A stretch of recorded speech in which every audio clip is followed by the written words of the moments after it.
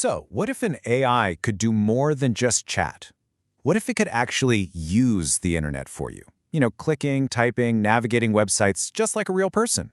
Well, today, we're diving deep into a new technology from Google that does exactly that. Let's get right into it. For the longest time, getting a computer to do stuff on the web meant writing really fragile code. You'd build a scraper, and then, the second a website tweaked its layout, poof, your code would just break. It was this constant, frustrating battle.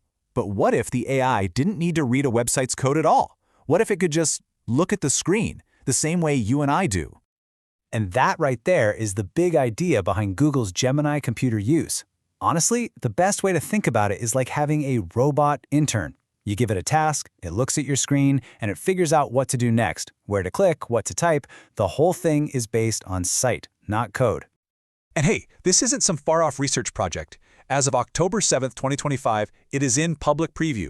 That means developers can actually start building stuff with this right now using Google's AI platforms. So yeah, the tools are officially out in the wild. Okay, so let's really break down the fundamental shift that makes this whole thing possible. It's all about moving away from reading a website's underlying code and instead just seeing its pixels.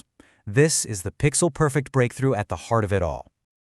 Just look at the difference here. The old way, on the left, was so brittle. A developer writes custom code for one site, and if a button moves 2 pixels to the right, the entire thing just shatters. But the new way? It's flexible. Because the AI is just looking at the screen, it adapts. A button can change color or move, and the AI can usually still find it. It's not a one-trick pony. It's a general-purpose user. This visual approach is a total game-changer. For real. Suddenly, an AI can use ancient websites that don't have fancy, modern APIs. It can log into your accounts for you. It can navigate those incredibly complex modern web apps we all use. It basically understands a user interface the same way we do, by looking at it and figuring it out.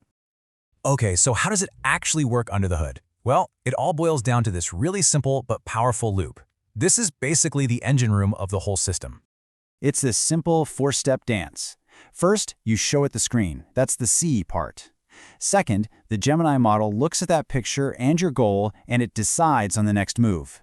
Third, your own application acts on that decision, making the click or typing the text.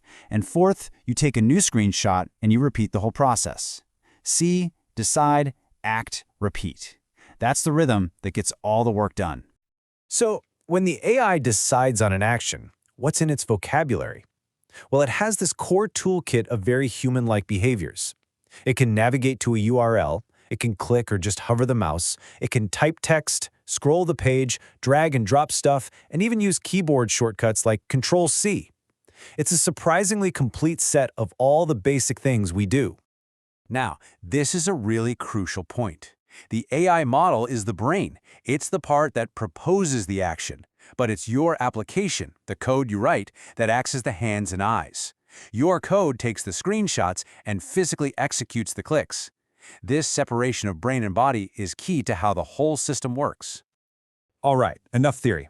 Let's see how this all comes together in the real world. We're going to use a super practical example, shopping for a new TV.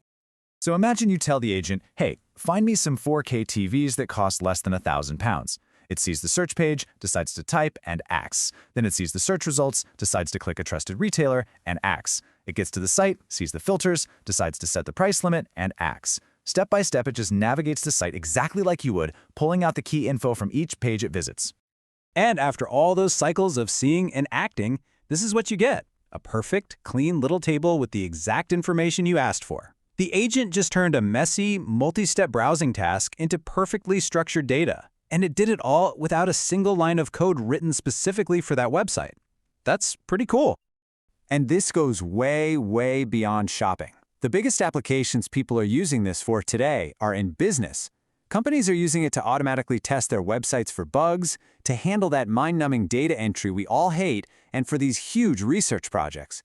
It's even being used to help people fill out complex online forms, though, and this is important, always with a human checking and approving that final submission. Now, I know what you're probably thinking.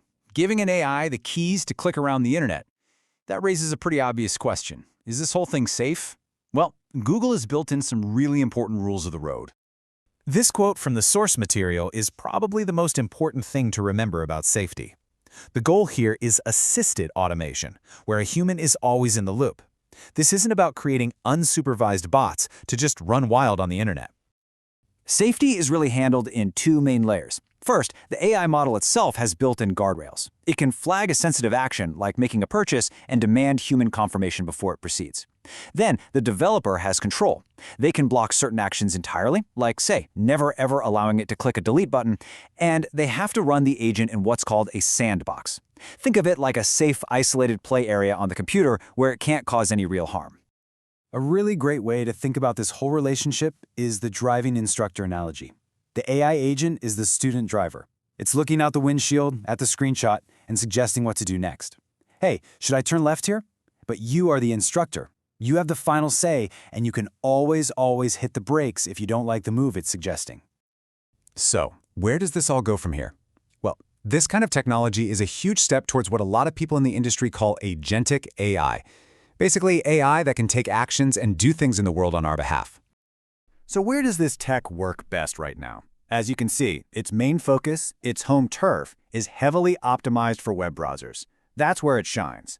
It also shows a ton of promise for mobile apps, but giving it full control over your entire desktop, every single application on your computer, that's not the focus yet.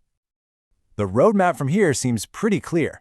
We can probably expect to see this expand beyond the browser to control the full desktop. We'll likely see a richer set of actions it can perform, deeper hooks into apps like Google Docs and Sheets, and of course, even more advanced safety features as the technology gets more powerful. And that really brings us to the final, most important question. This technology is basically laying the groundwork for a true AI copilot for your digital life, so it's worth thinking about. When this thing finally arrives, and you can give it any task you do on your computer, what will be the very first thing you ask it to do for you?